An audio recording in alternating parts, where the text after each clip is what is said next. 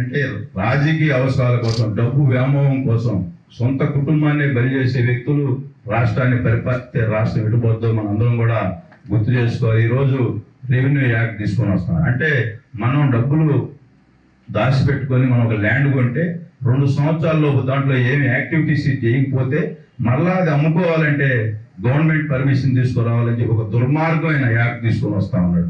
ఆ act implementation అయితే అంటే మన ఆస్తులు మనం అమ్ముకోవడానికి కూడా మన చేతుల్లో లేని పరిస్థితుల్లో ఆలోచిస్తా ఉన్నాడంటే ఈ జగన్మోహన్ రెడ్డి గారి నియంత ఆలోచనలు ఎట్లా ఉంటాయి. మనందరం వ్యాపార వర్గాలు వ్యాపారాలు చేసేవాళ్ళం మనందరం కూడా గుర్తించకపోతే, మనం 10 మందికి చెప్పలేకపోతే మన భావితరాలను కూడా మనం మోసం చేసిన వ్యక్తులు అవుతాం. మీరు అందరూ కూడా ఆలోచించాల్సిన అవసరం ఉంది. అదేవిధంగా ఈ నియోజకవర్గం 24 మండలాలతో కూడిన బ్రిటిష్ వాళ్ళ కాలంలో తయారైన ఒక రెవెన్యూ డివిజన్.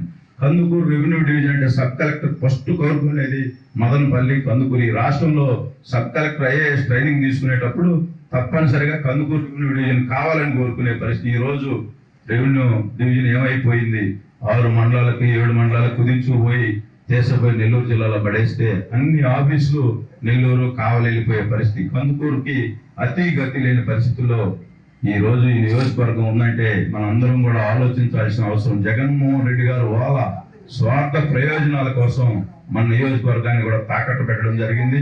చంద్రబాబు నాయుడు గారు ఆ రోజు మహానాడులో కూడా చెప్పడం జరిగింది. మొన్న లోకేష్ బాబు గారు యువగలం పాదయాత్రలో కూడా తిరిగి కందుకూరు నియోజకవర్గాన్ని ప్రకాశం జిల్లాలో కలుపుతామని చెప్పి హామీ ఇవ్వడం కూడా జరిగింది. మీరందరూ కూడా ఈ నియోజకవర్గంలో కందుకూరు మున్సిపాలిటీలో ఉండేవాళ్ళు వ్యాపార వర్గాలు అందరూ కూడా ఆలోచించాలి. ఆ రోజు 26 మండలాల్లో ఉన్న రెవెన్యూ డివిజన్ ఉంటే మొత్తం ఎంఆర్ఓలు, డీటీలు, ఆర్ఐలు మొత్తం కందుకూరు వచ్చేది. ఏదైనా ఒక టెలికాన్ఫరెన్స్ ఉంటుంది. ఈ రోజు ఎటుబడిపోయింది ఆ వ్యాపారాలని కూడా మీరందరూ కూడా ఆలోచించి ఈ నియోజకవర్గ అభివృద్ధి కోరుకునే వాళ్ళందరూ, ఈ రాష్ట్ర అభివృద్ధి కోరుకునే వాళ్ళందరూ కూడా ఒక్కసారి విఘ్నులైన ప్రజలందరూ కూడా ఆలోచించాలని చెప్పి ఈ రోజు ఈ కార్యక్రమాన్ని ఇంత ఘనంగా జరిగినటువంటి మీ అందరి మధ్య జరుపుకోవడం చాలా శుభ పరిణామం.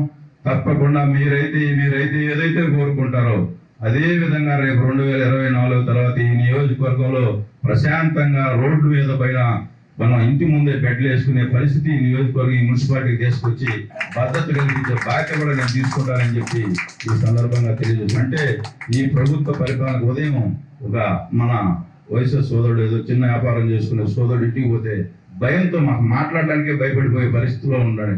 అంటే మెయిన్ రోడ్డుకే ఇంట్లోకి వచ్చి అరాచకం సృష్టించే పరిస్థితి రాష్ట్రంలో ఉందంటే ఈ రాష్ట్రం ఎడిపోతుందో మనం అందరం కూడా ఆలోచించాల్సిన అవసరం కూడా ఉందని చెప్పి ఈ సందర్భంగా తెలియజేసుకుంటూ రాబోయే చంద్రబాబు నాయుడు గారు తప్పనిసరిగా ఈ రాష్ట్రం, ఈ దేశం బాగుకోరుకునే వాళ్ళందరూ కూడా ఎన్డీఏ ప్రభుత్వాన్ని తప్పకుండా ఆశీర్వదిస్తారు. భారీ సర్వే